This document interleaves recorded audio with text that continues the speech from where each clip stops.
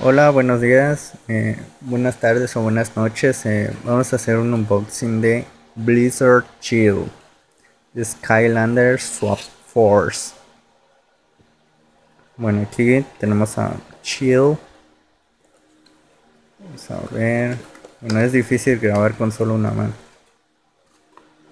Bueno, podemos ver Blizzard Chill Stay Cool. A ver.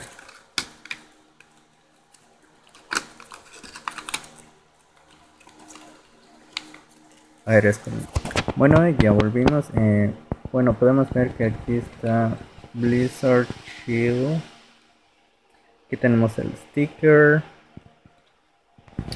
eh, la tarjeta Blizzard Chill, las estadísticas, Swap Force.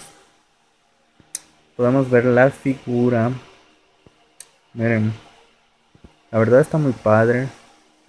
Esta no es serie 1, o sea, creo que es la serie 2. Sí, serie 2. Y pues la verdad está muy bien.